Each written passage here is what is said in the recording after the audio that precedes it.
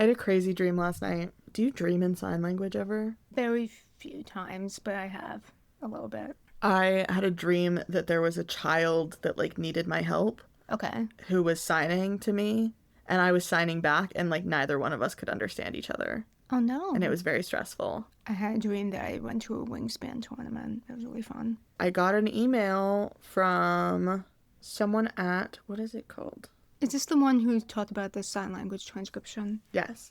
I got an email from Jenny at Sign Up Media. They have a free browser extension that provides sign language interpretation for content on streaming platforms, including Disney Plus and Netflix.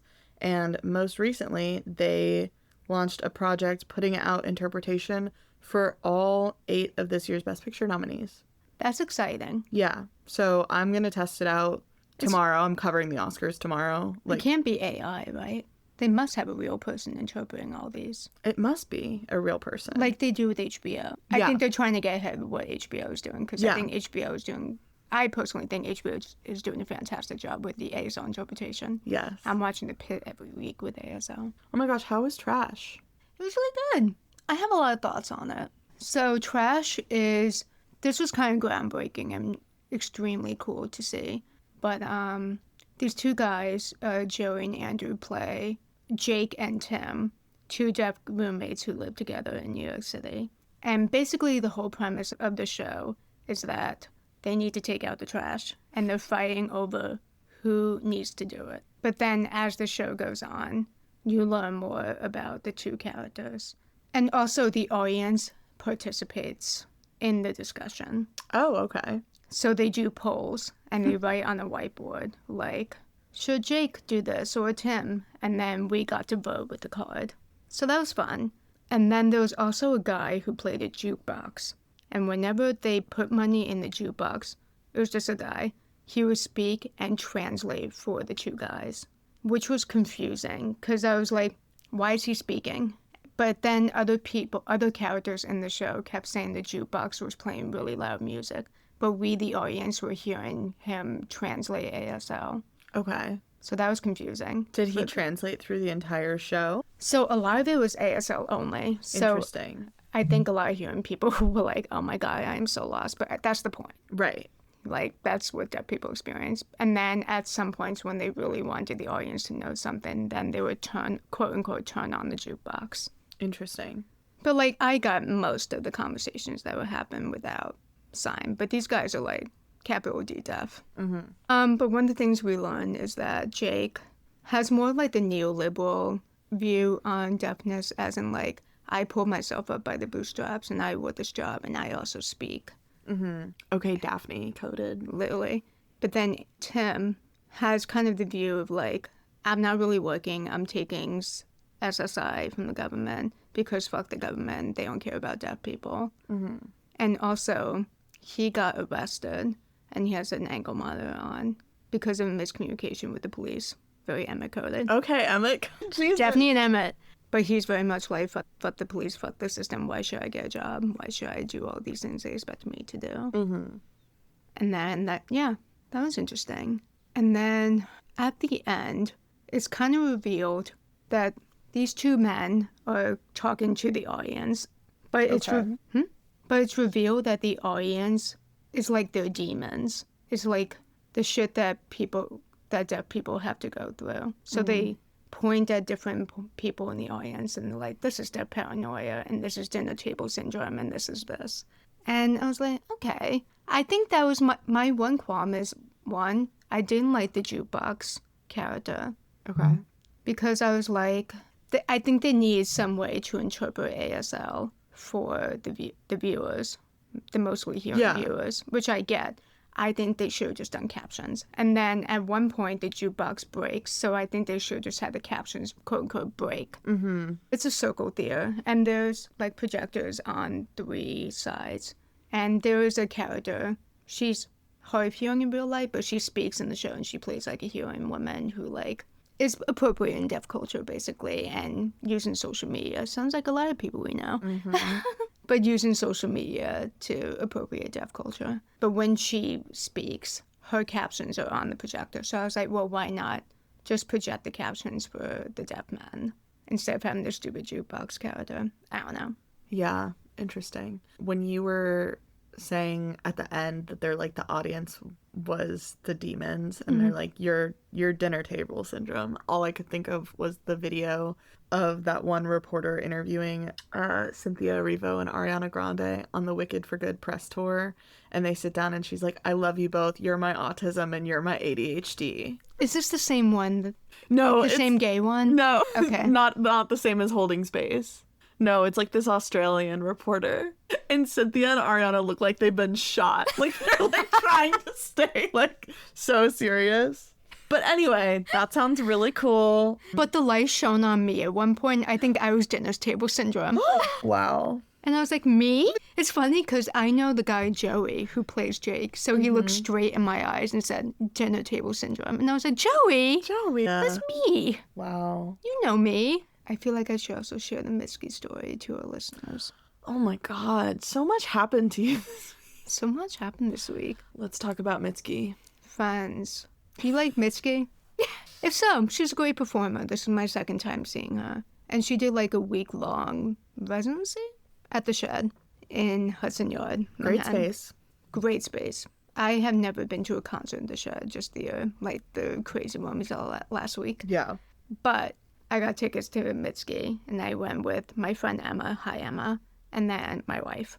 And I asked for an ASL interpreter, and they hired the interpreter not through the Shed, but the Bowery, which I believe is the tour company. So they got the interpreter, and they collaborate with the Shed. So I arrive. They're very helpful. I go sit. The ADA section's in the back of the theater, and I'm like, okay, whatever. It's fine. It's in the back and raised. I prefer to be like right up close. Selfishly, because I like being up close. Obviously. But also, it's just so much easier to understand everything. True. Mitski starts. She's great. I love the interpreters. They're doing a great job. And then about 3 or 4 songs in, this man comes up and he starts signing to one of the interpreters who's not signing for me. And there's some sort of conflict going on. And then my interpreter starts translating for me and says, oh, they want to dim the lights or shut off the lights. And I was like, who's they? And she was like, Mitski. Mitski herself requested that the lights be shut off. Because, the theater is dark and they have like a light that's a tiny little stage light that goes right above the interpreter. It's like connected to the, like the clipboard or something. Yeah, it's like a little podium. Yeah. They have, the interpreter is always on the podium. They have like the lyrics out. Yeah. On like an iPad or a paper. And they also have the set list.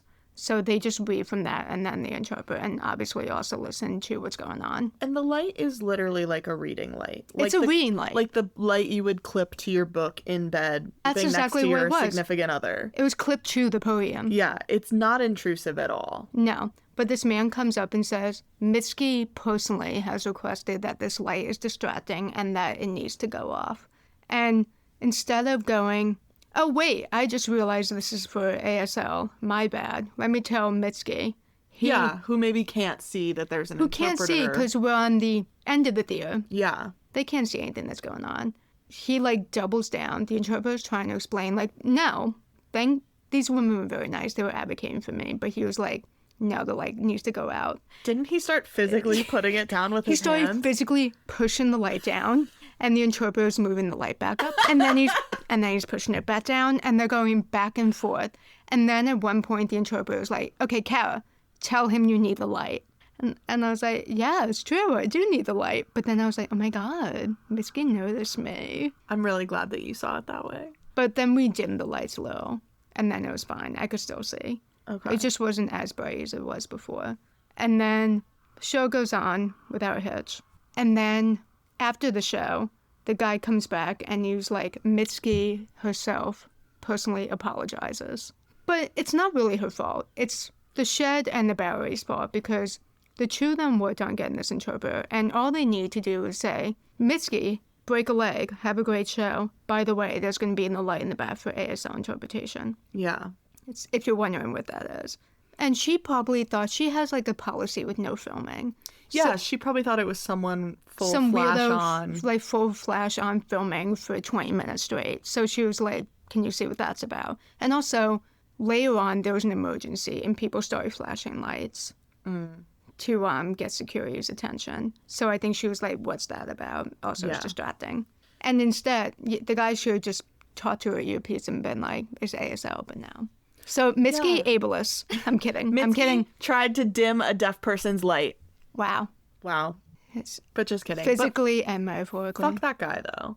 Because also, like, if you work at the venue, have some situational awareness. Maybe you approach, you see that interpretation is happening, and you say, oh, that's obviously what's happening. That light is clearly essential for access. But I'm he's not dumb. even going to interrupt. I'm just going to say back to Mitski, that light is on for access. And Mitski would have been like, got it. Yeah. And then continue singing, Yeah. which is crazy. But this went on not too long, like less than 5 minutes. But the three of us were 5 sitting, minutes of your experience that was interrupted It's because true. of that. and the three of us were quite uncomfortable. And I my bet. my wife and my friend are both hearing, so they're listening and watching this conversation like, oh, What song was playing during all of that? I don't Do you remember? No, I don't. Damn. I'm just I was too trying to get a full distracted. picture. Right. Yeah, exactly. It was distracting. There was a lot going on. It's not fair to you. They should have prepared better. They really should prepare better. So, and the Access consultant came up to me after and apologized, and they asked for my feedback, and I was like, guys, just communicate better. Yeah. So, overall, pretty good concert. Weird experience. Yeah. Great ASL interpreters. Love you guys. Thank you, Rory and Selena. So that was my Wednesday last week. A lot of theater lately. I love the theater. I know. The theater. Should we get to the show?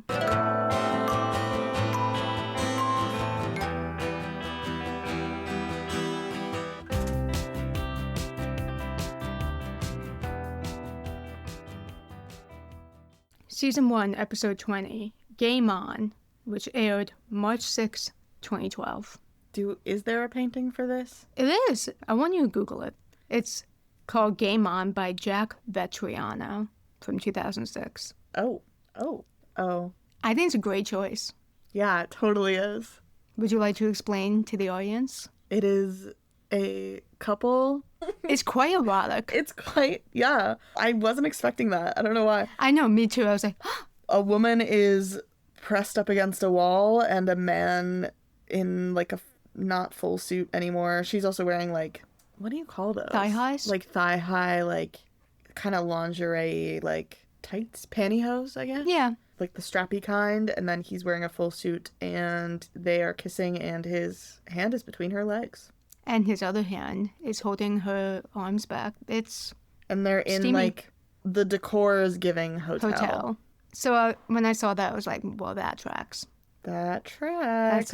And also the name of it is Yeah, perfect because of the perfect. tournament. That's why I was like, certainly they just picked it, assuming like, yeah, there's a painting. But But no, didn't once know. I looked up the painting, I was like, wow, Wow. that's perfect. Okay. All right, now we start off with Carlton. Everyone is in the locker room, including the men. Yeah. They have an interpreter now. They have an interpreter now. I wish we had seen that scene Like, of them being like, John, we gotta cut the crap. we can't have Melly be doing this. Everyone is in the locker room, including the men. They have an interpreter. It's John, Melody, the interpreter who we don't know, and then the team. And Carlton has lost the playoffs. They have, and that's really sad. I just want to make a note. I don't know what background actors they were using in this scene. I don't know if they were pulling. I know sometimes they pull actual deaf actors. That didn't feel like what was happening here. Maybe it was, but everyone in the locker room on the team looks 45 years old. I write later. Everyone is white on both teams. Yeah. That's like, well, Buckner, it's like, yeah, Sure. duh. But why are they 45? Great question. Anyway, it was really distracting when I Danny's know. all sad, and I was like, that's a woman! That's a grown woman That's next a to her! full-grown woman. Now Emma is outside of Carlton, and Bay approaches with the big booby comic book that she got last episode. Yeah. She's like, I didn't know if you wanted this back. He gave you that as a gift. But things are just tense between them, and so she's using it as an excuse. Also, I think she thought he got it for himself because he liked it. So I think she was like, maybe you want this back to read? And he was like, nah, I'm good. Maybe you want this back to look at the big booby monster hunter girl. Yeah. And then she's like, by the way, I told Ty that we're dating. Also, your birthday is coming up. What do you want for your birthday? Are you excited? And he's like, I just want to be with you. I'm stuck in my parents' custody battle. Literally, does he want to be with her? Literally. It doesn't seem like it. But yeah, he's in his parents' custody battle, and they're letting him choose who he wants to go with. And he wants to live with his dad, Yeah. which is interesting because he was miserable living with his father. Weird of him. It just doesn't, they just don't really show any evidence of like he and Cameron's relationship aside from Cameron being like very chill about everything. He's literally just mad about the motorcycle. Like, he doesn't actually want to be with his dad. He just wants to punish his mom. This man can hold a grudge. Which is, those were consequences to your own actions. Yeah, and whose fault is that, Emmett? Okay. Anyway, yeah, so he's like, blah, blah, blah, I'm going to choose my dad. And then Bay's like, what? And then cut to Daphne's at home at the Kenish house. And John's like, by the way, that team that we lost to, they got caught with alcohol. So now we are going to is it the playoffs or like the final? I think the finals now. The finals. So we are going to play in the finals now. Against Dun dun dun, Buckner. Crazy. And everyone's like, yay. And Daphne's like, no one's worried that this is going to be weird for me.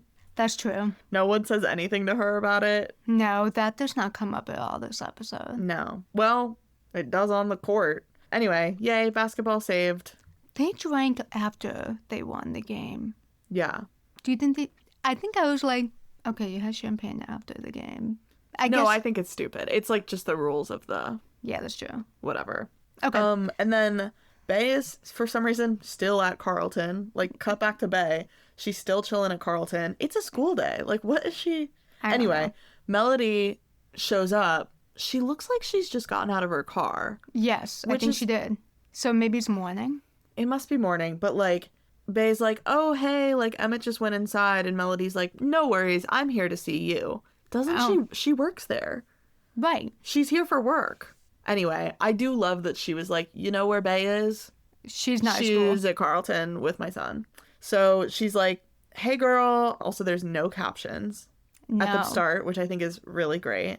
I agree. Melody's essentially like, I need your help with the custody situation. And Bay's like, what? And she finally voices like custody because she didn't know the sign. This Like, is just care. yeah. Which is But like, yeah. that makes sense. Custody like care back and forth. Yeah, that tracks.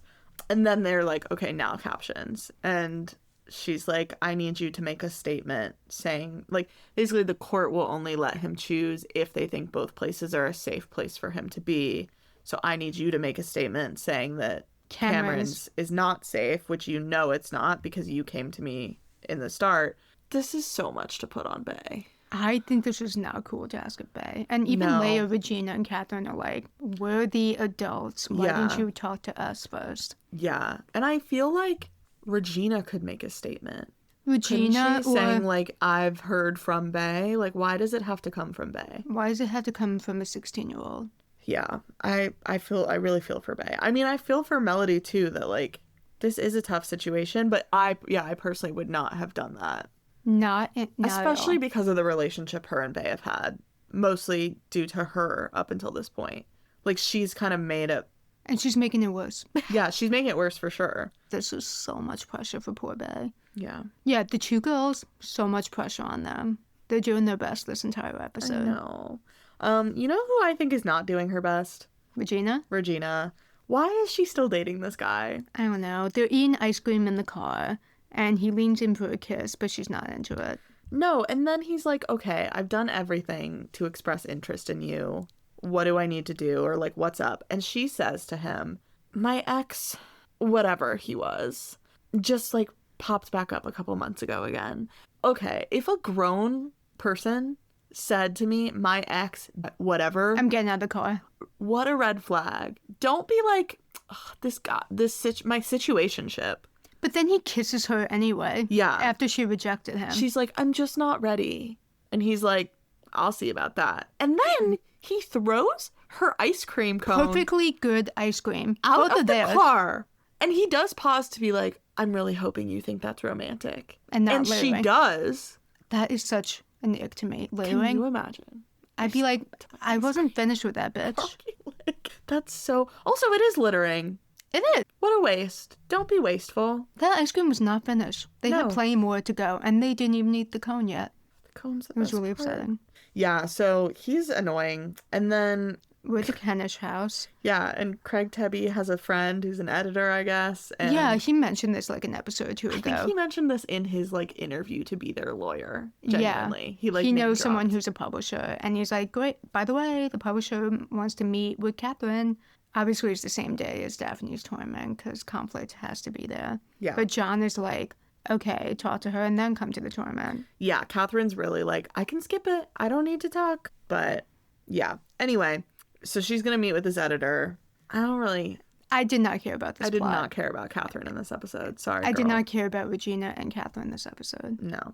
And then at Carlton, Daphne's walking around and there's like signs up everywhere. Everyone's like, good luck at the game. They're going to Springfield. They're going to Springfield. And then one of the people that says good luck at the game is Principal Rose. Mm-hmm. Why is this hearing bitch always shouting? Do you think that that was the actor's choice because they don't understand? Or do you think they were like, it is a good character choice? I don't know, because she's like, good luck. Yeah, she's literally so loud right next to Daphne.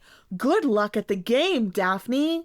Maybe the actor just really projects. It's hard to watch. It's tough. It feels offensive. But Daphne's like, this is so much pressure. Yeah. I do not need this right now. But Emmett's there, and he's like, I can help. You're probably going to lose. This is kind of funny. Yeah. Buck knows better. Yeah, he's like, you're probably going to lose, and everyone's going to be really disappointed, and ultimately it's not going to matter. And you have a crapshoot and bad taste in music. Yeah. And then, Just some best friend stuff. this is, I think, where you asked me about the signing. Yes. I felt like the captions in this conversation did not match the signing I was seeing. Yeah, so she Necessarily. basically asked Emma to come to the game, and he's like, you got it, girl, I'm there. But the captions say, I could really use someone in the stand whose self-esteem isn't tied to me sinking the basket at the right time. What do you think she actually signed? I want to hear your interpretation. What I caught was like, I need someone in the stands. Like, I need you sitting up there because you're my friend. Yeah. That's what I saw. Yeah, that's pretty much what she says. I wrote the ASL gloss, so it says, I really need you there. They all worry my basketball, but you and I, best friends long time. Which is just a transcription, guys. It's not the translation. So I guess it's, I need you there because everyone else worries about my basketball skills, but you would be there just as my friend. Yeah. But that's way different from what the caption said. Yeah, it's very, like, the self-esteem part, it just felt very flowery in a way where I'm like, the core of what she was saying to me was like, they're all going to be there for the basketball, and I need you to be there for me because you're my friend. Right, which the caption should have said. That was probably the biggest difference between the captions and the signing that I've seen so far. Mm-hmm. And then I wrote another way that they could translate correctly, which would be like, you there, I want, like, self-esteem, depend on me, basketball success, but if I miss shot, you disappointed, no. Yeah, that would have been more, I would have been like, that's what the captions say. Yeah, and that's true ASL. Mm-hmm. So Yeah, interesting. I wonder what happened there. now Regina, Catherine, and Melly are together in the kitchen. It seems like Melly told Regina about the testifying situation. Yeah, and then happened off screen. she dragged her right to Catherine. Thank God. Good for Regina for once. For once. Good choice. Melly's explaining the custody situation to the two of them. And Regina and Catherine are both playing Mama Bear, and they're like, this is not appropriate. You should come straight to us instead of ambushing Bay with us. Mm-hmm. But you can see Catherine, like, the wheels are turning in her head. She's, like, empathizing with Melly, like, oh, okay. Mm-hmm. And it's a bad situation in the It house. is. It's just like, there's no good solution here Mm-hmm. beyond Melody and Cameron fucking like talking to each other. Literally. Like Things are adults. so volatile between them. I wish we like understood why. Yeah. I mean, it seems like Cameron is having, like, a weird midlife crisis, but, like, there's gotta be more to why they broke up. Did he cheat on her with Olivia? Like, Right. don't know. Don't know. Bay arrives home, and she's not being receptive to Catherine's questions about the custody thing. No, she just says, I've got it under control. I don't need anyone's help. And then She goes straight to Daphne, which I thought was sweet. Aw, sisterhood. And then Daphne rightfully says, wow, you can't win. Sim Kamala also. Tough. Daphne says, I don't know what you could really do, but I would say don't force it. Like, I do think Emmett should be living with Melody, but you shouldn't force the situation. Just, like, gently push him in the right direction. Yeah. And then she says, I'll try to push him a little too, Yeah. which she does not get a chance to do in this episode. No, not at all. Well, she's too busy with the basketball. She's got a lot going on. And then she's talking about the tournament, and Bay's like, oh, yeah, congrats about that. By the way, I can't make it. I have class or something. They worked really overtime in the script to make sure that it was understood why some of the actors weren't going to be at the basketball Why tournament. Toby and Bay were not going to be there. Which was, I guess for the plot. What's going to happen later. Yeah. Which makes sense, but they had to make it very explicit. Like, Bay said, my English teacher's being such a bitch. I can't go. Yeah. So she won't be at the basketball tournament. She actually says bitch, too, which I thought was crazy for Freeform. I know, and she signs it. Yeah. It was awesome. She goes, bitch. Yeah. Yeah, and then at Buckner, Toby's in the library, and Simone finds him there. I just love these two to hang out anywhere else. They love the library. They were like, we built a set for the library, guys. We we gotta have use to it. use it. But he's got headphones in, and she tugs one of his earbuds out of his ear as she comes by. No go. I would be livid. Yeah. And she's there to, like, beg for forgiveness. And that's how she starts. What did she say? She's there to beg for forgiveness again. She says, I'm sorry, again. Also, come to my game. Yeah, she's like, what if you told your teacher that you are developing the chicken pox and so you can't go? And Toby goes, to well, take your I'm test." vaccinated like a normal person. Yeah. So I'm not going to get it, actually. Simone, anti-vax. And Simone goes, well, I'm Interesting. anti-vax. None of this happened. But she's like, come to my game. I have a hotel room all to myself. Again, Buckner has money. The exposition here, they're really laying a trap. And she's like, what if you just lied and came? And he's like, no. Simone's always like, what if we just lied? Yeah, same with last episode where he was like, I have the kegger party with Guitar Face. And she was like, just ditch it. Yeah, just tell Loki. Do what I want to. Yeah. Do what I want you to do, actually. And he's like kind of considering it. He's like, maybe we'll see. Toby. Toby, if he had one conversation with his sisters, I get that Mahara Walsh is like beautiful. She's gorgeous. but she's a sociopath. But Simone is a sociopath. Yes. Toby, you cannot possibly want to get laid that bad. I just think you need to have one conversation with Bay and or Daphne to realize that she is insane. Yeah. And then just, I don't know. So then, yeah, I guess Toby was at school early because then back at the guest house, Patrick like calls Regina and he's like, by the way, I'm around the corner and I want to come bring you bagels. And Daphne's still there. Yeah, he just pops up. He's like really into Regina. Yeah, also not cool though. He knows No. she has a child and that's like something But you you talk know about separately. who is cool with it is Daphne. Yeah, Daphne's like, great, I love bagels, I love lox. Yeah, he brings over like a bunch of stuff and she's like, this is awesome. He seems great. Like, have Bagels. fun, you two. And Yeah. she leaves. Like, Also, she hates Angelo, so she's like, great, mom's getting over him. true. Yeah, and Regina's like, you can't just show up here And with meet my bagels. kid. And I will say, like, Patrick's very like, because he's obsessed with her, he just like pivots. So he's like, oh, okay, like, so I won't come by with dinner later. Mm-hmm. And she just like finds that so cute, and then they kiss again. I know, Regina finds weird things cute. She's like withering, dancing Hot. to a first dance at a wedding, my favorite. Yeah, so I don't know, but he's icky to me. Like, something's shady about him. Yeah, I don't know. I don't remember what happens with them. Also, when was the last time we saw Adriana? Right, didn't she move back in? I thought she moved back in, but we have not been seeing her. Maybe Like, what she's- does she think of Patrick? She's probably busy with Jane the Virgin. When did Jane the Virgin come out? Give me a second. I was really obsessed with that show. Great show. Great show. So unfortunate that literally everyone involved with it is so cursed now. It's like Glee. I know. Jane the Virgin came out in 2014, so maybe not yet then. I guess they just like didn't have anything for her character to do. I guess not. But you'd think that she'd like be there to support Daphne's game and such. Or meet Patrick. Well, she's met She's Patrick. met Patrick. But I don't Just know. in general, I don't know. Maybe Adriana would have liked a bagel. Yeah. She would have enjoyed a little lox. Anyway, Now we are at Cameron's, and Bay is telling Emmett about the testifying situation and Yeah. how Melly asked her to make a statement. And he's like, Bay, stay out of it. yeah, he's very clear. This is so tough for her. I understand. But that she's it's like, well, it's not like I'm doing this on purpose. People Yeah. are putting me in these Yeah, he tough said, situations. stop getting in the middle. And she said, everyone's putting putting me in there against my will. Yeah.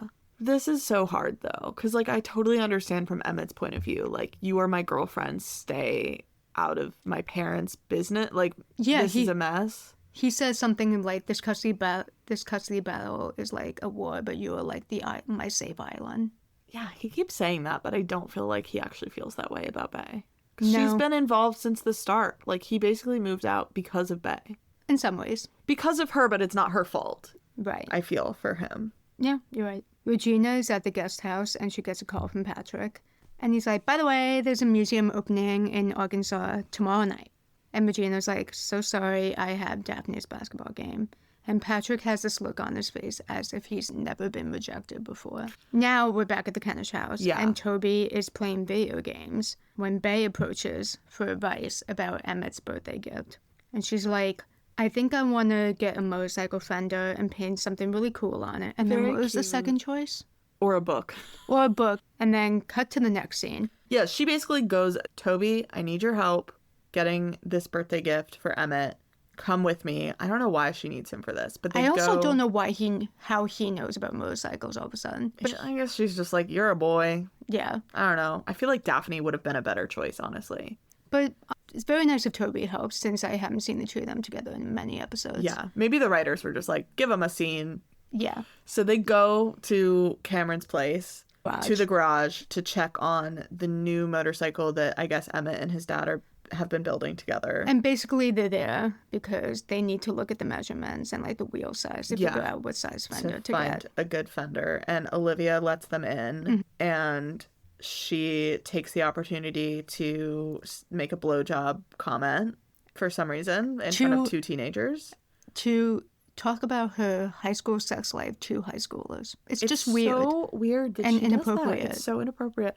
Like, obviously that's the point, is that it's inappropriate. But even watching it, knowing that that's why they wrote it in, I'm like, I still feel uncomfortable. That's crazy. She's like, that's such a cool gift that you're giving him. Like, the only thing I got my high school boyfriend lasted like 5 minutes. And Toby and Bae are like, oh, okay. And then she gets a call. So she leaves the garage. She's like, I think there's like a measuring tape over there somewhere. So Which, why Toby's didn't they bring one? If that's why they were truly here. Well, I thought they were here to snoop, but they're not. I think Toby was originally looking at like the tire or like the rim for numbers, and he was like, that's weird, the numbers are rubbed off. Let me just get a tape measure. So he starts opening drawers, and then all of a sudden he opens one drawer and it's filled with weed, like weed. Individual baggies. Individual baggies of weed. A dime bag. A what bag? A dime A bag? dime bag, yes. Isn't that what that is? You're asking the wrong person, but probably. He opens the drawer and it's literally full of dime bags. Olivia then walks in and immediately lies and says, that's not mine. I'm holding it for a friend. I'm holding it for a friend. Please don't tell Melody. Please. Yeah. Like, just very explicitly. She's like, don't tell Melody. It'll kill Cameron if he loses Emmett. She knows she's fucked. Yeah. So, Also, extremely dangerous and ignorant of Olivia to be involved in something like this when Emmett was recently arrested and faced police brutality, and deaf people in general are just more likely to face police brutality and police misconduct. and also, like, she's living in her boyfriend's home. Like, clearly she's just moved into this home as well. Right. With his teenage son. It's one thing to smoke, but it's another thing to sell to it. sell. Yeah, And that looks like- like a lot. That it does look like a lot. So, especially not in Missouri. Yeah, it's definitely not legal there. Yeah. So I was just like, oh man. Okay, now we're in Springfield. Springfield, for the new tournament. location unlocked. It's a hotel lobby. Ooh. John and Daphne are checking into the hotel, and a deaf mom and daughter approach. And they're like, oh my God, we're so excited for the game. We drove 11 hours from Indiana just to see this game. Crazy. And then Daphne decides to sim-com to this little girl. Yeah. Who also, that little girl did not want to clock into work that day. The way that she is, This actor, I know. the way that this like 8-year-old is just dead-faced staring at her, doesn't sign anything back, doesn't say anything back, Not excited at all to be there. not excited at all, doesn't seem to comprehend what Daphne's saying. Tough. Yeah. I was like, why? This was part of my dream. I'm saying this contributed. Because I was like watching Daphne communicate with this child and I'm like, Maybe Go, 'cause girl, give us nothing. she's in awe because Daphne decided to SimCom to her. She's shocked. She's like, I came all this way for this Death Star player to SimCom to me. Maybe. Maybe she was making a character choice. Yeah. You're right. Maybe. And then the mom is like, by the way, I met another family, and they came all the way from Houston, Texas. Crazy. So Daphne's like, holy shit, that is a lot on my shoulders. Mm-hmm. So I do see the tournament as being like a symbol of being so much more than a game, which Daphne does say later. Mm-hmm. It's about big equality deal. for deaf people and representation, especially for deaf schools, which are being closed very fast. Yeah.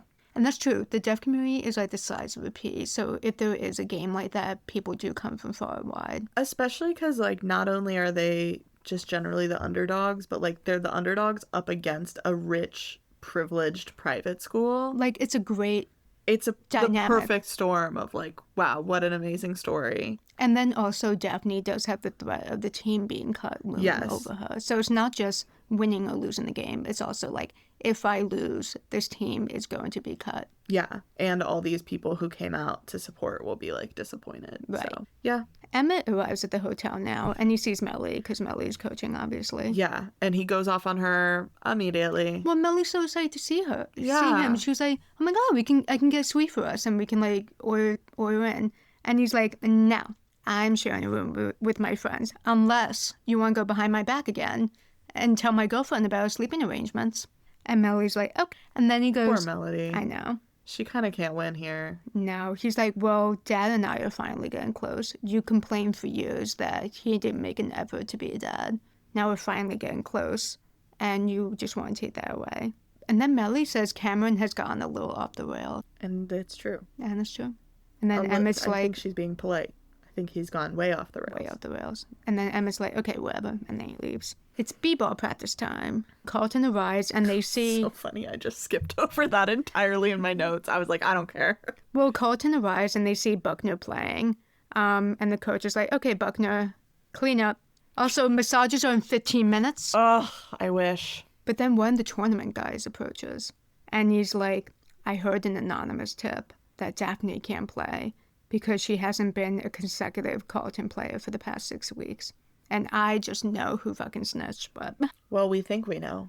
now I know. Okay. But then the tournament guy, the Buckner coach, John, Melly, and Daphne are all sitting at this table. And then Melly gives like this impassioned speech about what Daphne and Carlton mean for the deaf community. Yes. And it's going to look really shitty, honestly, if they do that. Of course. And it's important to note, as she's making this speech, she asks Daphne to interpret for her. And Daphne says this later, like, she feels like the mouthpiece for this community. Mm-hmm. Like the literal mouthpiece. In a case where Melody is like, okay, Daphne, defend yourself via me, via you. Right. You know? So it's a tough position to be put in. Yeah, she's literally straddling the deaf and hearing well. Yeah. She does have a cool shirt on, though. I don't know if you noticed, but it was a light switch, and the top said ASL, and the bottom said English. Which tracks, because that's literally what she was just doing. That is really on the nose. The costume department was like, we ate with that. Yeah. Catherine is practicing her book pitch to her children who the book is about. Right. I was like, I felt bad for the kids. They were trying to be supportive. And Toby was like, I lived it and I would still read it. Yeah. But Bay is also, not paying attention. No, she's got other things on her mind. She doesn't really care. What words does Catherine use? She's like, I looked at my daughter with her proud ringlets and her fiery eyes or something. Yeah, and then she's like, Bay, are you okay with me saying proud ringlets and fiery eyes? And, and Bay's like, huh? Yeah, she's like, I don't care. If I were Bay, I would care. I don't know. I feel weird about it. I think it's a sweet line. It's a sweet line, but I just mean, like, I think I wouldn't want to not be involved at all. Like, with don't, the book? Yeah. Like, don't run your pitches past me. Don't consult me. Like, just do what you're going to do. But I think Catherine's trying to be respectful. I know. I just Yeah. think it's a tough position. It's so tough. Another tough position for Another Bay to be tough put position in. Bay's being put in. And then John interrupts that. He calls Toby and interrupts the pitch. Well, he calls Catherine, but then Toby picks it up because he knows Bay and Catherine need to have a conversation. So he picks it up. Okay. So Bay and Catherine have a conversation in one room, and then he and John talk on the phone in another. Well, John is basically, when Toby picks up, John's like, your girlfriend is a snitch, by the way. Like, that's the subtext. He doesn't know about Simone. But, like, immediately he's like, someone on the team Buckner. tried to report Daphne. Someone has... And Toby's like, who would have done that? And John's like, someone with a pretty big grudge against Daphne, I guess. Laying it on a little thick. And the next room over, Bay is finally opening up to her mom about the custody battle. Yeah. And she's like, now if I don't testify, Melly's going to hate me. If I do, Emmett's going to hate me. And there's just no winning. And Catherine says, I'm sure whatever you decide, Emmett's going to understand. Which I don't think. I don't think that's true. I wrote, Emmett loves to hold a grudge. Emmett loves to hold a grudge. Also, he's a 16-year-old boy. 16-year-old boys, famously not a compassionate people. But then Catherine says, if you really care about him and he's in trouble, you need to say something no matter the cost. Yeah. God. This sucks for Bay. It sucks. Someone save her. Yeah. Meanwhile, Emmett is hanging out with Daphne. That man loves to put on a stupid hat. That's like his favorite thing. This is the weirdest gift shop ever. It's like, it's gotta be like props for the game, but they're like specifically unbranded props. They're There's like a sock monkey. They're the hand clappers, which makes sense. Yeah. And like Emmett tosses on a pair of like novelty giant sunglasses and a cowboy hat. I guess. I just think this would have been a great opportunity for Carlton to sell some shirts and make some money for the school. Well, the marketing team for the school is not doing their job. Nope. Principal Rose, get on that. Learn some signing, better signing. Yeah. But Simone comes over and interrupts their little pal around to be like, oh my God, I'm so glad you're able to play. I'm so sorry that happened. And I didn't rat you out. Well, Daphne's like, yeah, I bet you are. And Simone's like, well, it wasn't me. I kind of believe her. Because then she says to Daphne, like, you know me, you know it's only fun for me if it's competitive. It's what she says later that I think it's a lie, which I'll tell you about. Okay.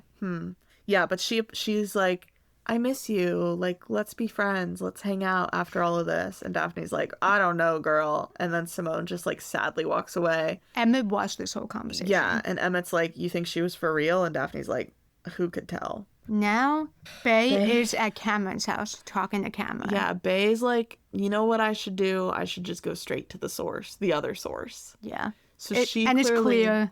She clearly goes and is like, hey, your girlfriend's fucking selling weed. And he's like, shit, she still is? Yeah, like he knew about it. He goes, I told Olivia it was that stuff or me.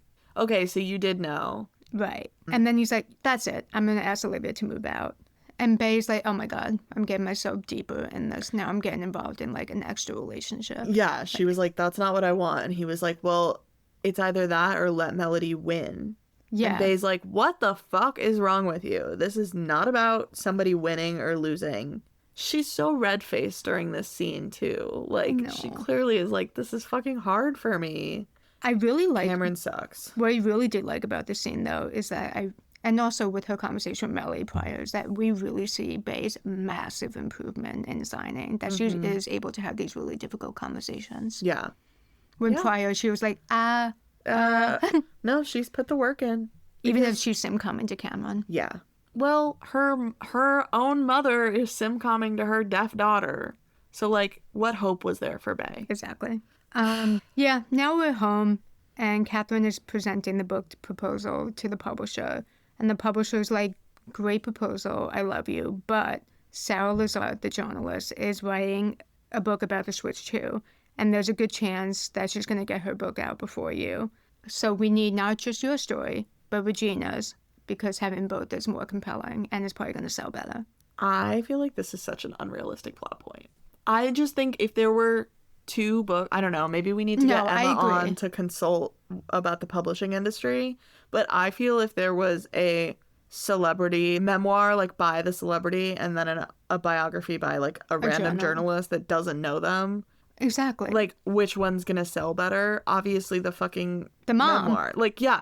Like, Catherine's voice on her own should be enough. I understand why the writers are doing this for the plot, but I just, like, did not buy. Not only that, but also you should not, if you're pitching a book, you should not internalize the advice from the first editor you talk to without shopping it around to other people. Because this editor says this like it's the definitive truth. Like, it's too big of a risk to publish your book without also having Regina as a co-writer. Yeah, it was strange. Like, Yeah, she should be going to different You need to be going publishers. to... Yeah, and, like, you're a well-connected person. Yeah, why'd you have Craig Tebby do this? You have the means to go find all these other people. Melody and Regina are at the hotel bar. Regina, thankfully, is not drinking. She's having, like, a little Perrier. Yeah, they're having a little bestie chat. And Melody asks about the gallery guy, and Regina's like, I'm not feeling it. He's not a parent. He doesn't get it. Yeah, and then Melody's like, is it that, or are you just still not over Angelo? And Regina's like, okay, you got me. Like, obviously I'm still not over Angelo. Like, he always has this hold on me. And Melody's like, I miss being in love like that. And Regina's like, well, I don't want it. And I thought the whole exchange was very Wuthering Heights, actually. I don't understand the reference, but I believe it. She was just like, I'm suffering, like, for this love, and I don't even want it. And Melody says, I want it. Melody's like, I want it. And then Melody says to Regina, well, I'll always be here for you. And I thought that was like... Wait, and then it cuts to the next scene is Simone, except we don't know that it's Simone. It's a shot of Simone in her hotel bed. So it's just a shot of legs, like, up in a bed. It, like, looks like something sexual is about to happen in a hotel room with the lights off, and we can't see who it is. And for a split second, you thought I they was slept like, together? Oh my God, Regina and Melody.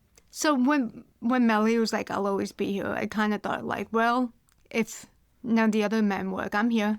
Yeah, that's also how I interpreted it. The editors are diabolical that the next shot is Simone in bed. And it's, like, a little sexual in a way where I was like, ugh. But then Simone gets up and she texts Toby being she like, does. I'm here. Like, it is supposed to be sexual because she texts Toby and is like, I'm all alone in this room. Like, are you going to come down or what? And he's like, no. He opens his phone, which has a Guitar Face phone case and a Guitar Face lock screen. And he opens it up and says, nah. Daphne, I guess, she's not in bed. She's in the gym practicing her free throws.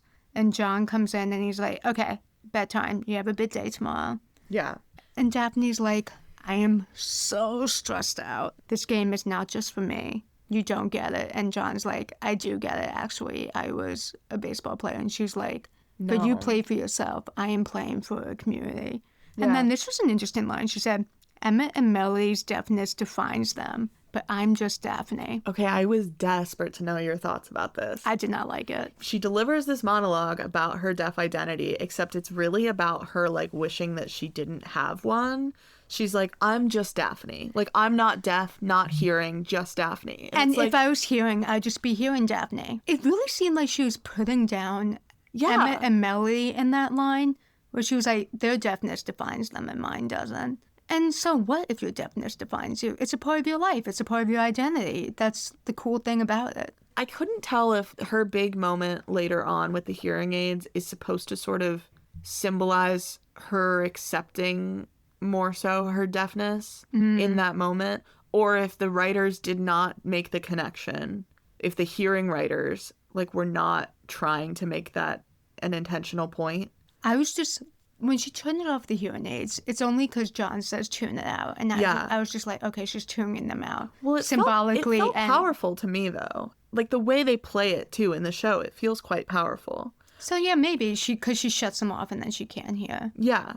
And it's like a fully silent scene. So, I did not like that line. I was like, what is your problem? What's wrong with that? Yeah. And then the way she ends the monologue is she's like, I just want to be a girl playing basketball. I hated that. I crawled out of my skin. I was know. like, stop, that's so cringe. She goes, I represent every deaf person, and while I love being part of the small community, everything I do means something. I wish I could just be Daphne, a girl playing basketball. Oh, God. Okay. It flopped for me. Cut to, it's the day of the big game. John's interpreter is there. Thank God. I don't know how he would have given a little pep speech. I know. I wrote, everyone is white. God. Are there no white people? There no people of color in Missouri? Girl, I don't know what's going on. That was crazy. You're also in L.A. Yeah, they're filming in L.A. I was just looking at the crowd and the teams, and I was like, what is going on? At least in this shot, the team no longer looks 45. Thank goodness. Thank God for that. Game starts. I wrote, this is a lot of basketball. I'm sure Kara's got it. You got it. So Daphne passes the ball to Simone out of habit. So, Yeah, that's the first shot is Daphne gets the ball and then she gives it to Simone. When she does that shot, another member of the Buckner team is like, glad we didn't get you kicked out after all. And it is revealed a girl we've never seen before, like just some random girl, okay. is like basically reveals that it was probably her that brought it up, or at least just that she knew about it. So that does further like cement that Simone was not the person to do it. Not that I think Simone deserves forgiveness for literally Anything. everything else evil she's done, but I don't think that this was her. But then the game continues. Simone got the ball into a fast break, and the ball just keeps going back and forth. Daphne is standing in the middle of the court in horror. Go play. Yeah. But then John calls timeout. Catherine and Patrick arrive at the game. Yeah. Because who's in there? Emmett and Regina. Yeah, Emmett and Regina are watching the game from the stands. And Patrick shows up with courtesy of Catherine. Yes. He says, there she is. And he comes bearing a sign that says, go Carlton. Yeah. It's sweet. And he's clearly skipped his Arkansas plans. Yeah. So he's really trying to make an effort to be like, I don't really understand what it's like to be a parent, but I will support you and show up at the game. And Catherine's like, he's cute. I just feel like Regina was like, I don't like that he's always showing up places. And then he shows up a place that he shouldn't be. That's true. Whatever. She seems happy about it, so. And who else arrives but Cameron? Yeah. And he says, Emmett, let's talk right now. In the middle of this game. Cameron, this is not the time. All of these adults have such terrible timing. In the middle of this game. He even says, like, I love Carlton. I'm so excited to cheer them on. Emmett's like, why don't we watch the game then? Yeah, and Cameron's like, no, I have to tell you that I'm kicking you out of my house first. Yeah, I'm giving your mom full custody. Yeah. Poor Emmett. He really flips out. He immediately goes, you don't want me. Yeah, and it's like a rejection wound is clearly opened. He's like, what did I do? Was I too messy? Like, does Olivia want me out? Like, what is it? I really feel bad for him. I know. Like, to feel this way about your parent, to feel like they're like, they don't want you. That's so sad. It's awful. He really goes into a rage. And Cameron's like, well, Bay said something that really stuck with me. And Emma is like, Bay? Yeah, like, why the fuck? So she got involved? Cameron fucking sucks. I know. He's just like, I just feel it would be better for everyone, better for me and your mom if we weren't fighting over you. And it's like, obviously it would be better for Emmett to be with Melody, but like the way he's framing it is so like, I'm just trying to make your mom happy. And then, yeah, he has to drag Bay into it. Which he did not need to do. No. It's awful. He could have just said, I realized I've like been fighting your mother to like win over her, but like what's best for you probably is for you to be with her while I get my shit together because I'm going through a midlife crisis. Well, I think he was trying to say that, but then Emma cut him off. I don't want to give Cameron the benefit of the doubt. I don't think he would have been that eloquent. Yeah, that's true. It's time for the underdog scene. Yeah. The obvious underdog scene that we love in a sports movie. Simone fouls Daphne. Yeah, in like the last 10 seconds of the game. Do you think it was intentional? Like, that's so stupid to do that. Do you think she was trying to be like, I'm going to give you a foul so you can win this game so that we'll be friends again? I think that was my thinking too. Yeah. Because she tends to do stuff that for her benefit. So while Buckner wouldn't win, she would maybe get a friend back. Yeah. And she's like, I don't really care about the game that much. I don't know. Yeah. So Daphne gets 2 free throws, which is great because the score is tied. And it's all on her shoulders. And she turns to John and he says, tune it out. So she literally does tune it out. Yeah, it's like a slow-mo scene. She's about to make her basket and then she's like, wait a second. And she goes and she turns her hearing aids off. It's total silence in the scene. I used to do this too when I played. But then I wouldn't make my free throws.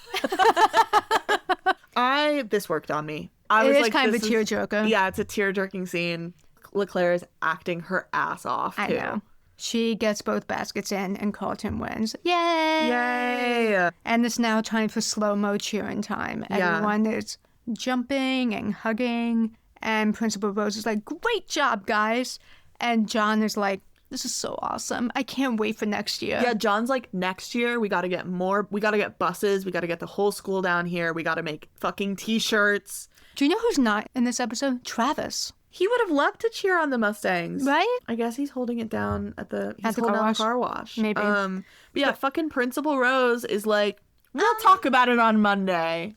Girl, instead of just fuck being you. like, yeah. Yeah, just lie. Why are you trying to kill the vibes? And then she does, because she's like, they're still cutting the basketball team. This win didn't magically make the school get money. Sorry, girl. And so obviously Daphne's sad. I know that this is just conflict generated by the writers for stakes to be involved, but like John can just fund the basketball program. This is my biggest gripe with it. Because they held a fundraiser for Buckner, like episode 6? Yeah. They never do for Carlton. Well, also, like, how much does the basketball program really cost? I don't know. John is not getting paid. No. Like, Melody is, but she already works for the school. But she's so guidance counselor. it must not be that much of an added expense to pay her for the extra hours. Like, what is the cost? Like, how much? How much could basketball cost? I don't know, $10,000? Yeah, you're paying for uniforms, you're paying for travel. So what? I I just am like, the Kenishes could just write a check. Literally. They have the means and they never do. They this probably is something. just gave Britzia more than that. Yeah, sell the car and give the money to Carlton. I don't even think they need to sell a car. No, I agree. Literally just fucking, they wrote Daphne a check for $5,000 just like that. Anyway, I actually can't remember what happens with the basketball program and if they do end up trying to fund it some way, but I was like, these stakes just feel fake to me. John, if you really wanted to continue coaching, yeah, you could just write out a check to Carlton Yeah. for like new basketballs. Just make the car wash the sponsor of the team. Easy. Done. Now Emmett is FaceTiming Bay.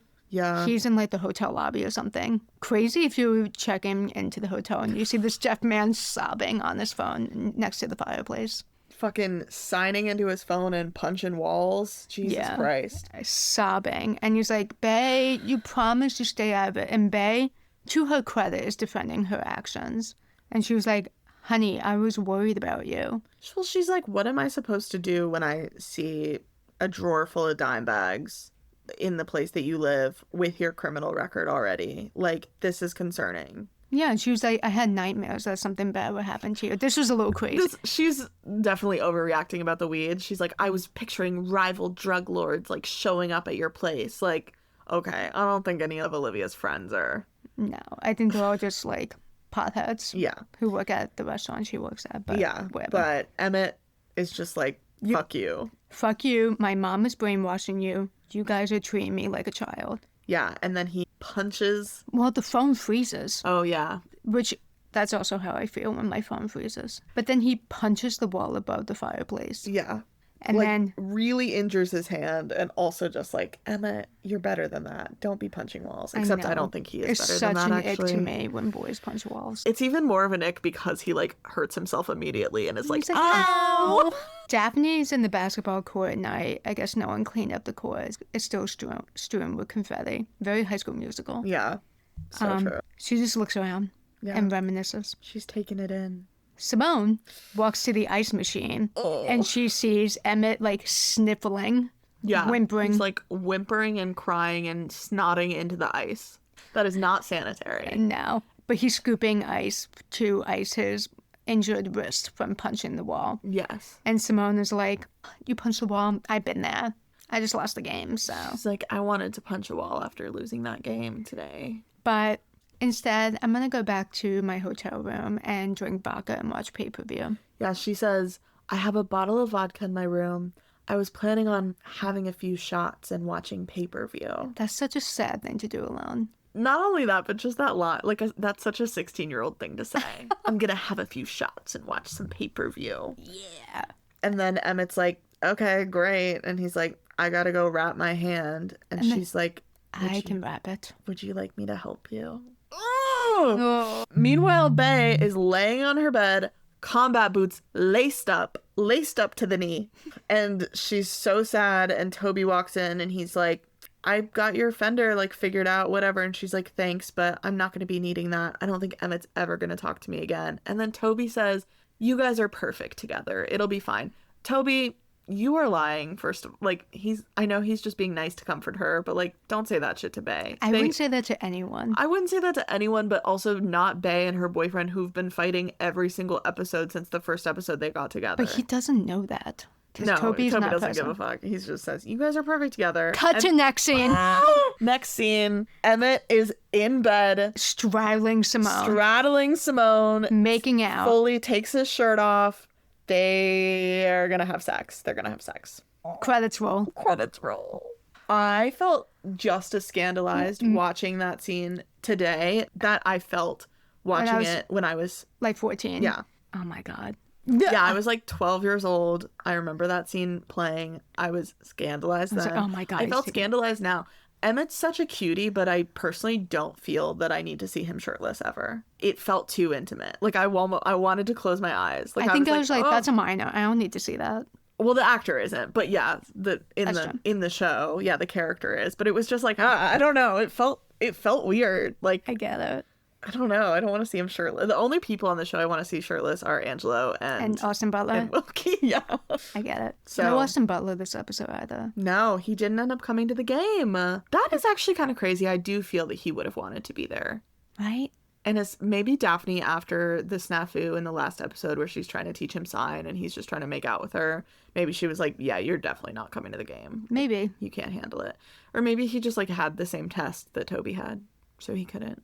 I don't know. No explanation for that. No explanation for that. No explanation for why Travis isn't there. Because it seems like all of Carlton is there. Yeah, it seems like every dead person from the U.S. came to this game. I guess they hadn't booked Travis as a series regular yet. They'd Maybe probably just booked not. him as a guest star. Yeah. So, He will be a series regular soon. yeah, we promise, guys. I like But this episode.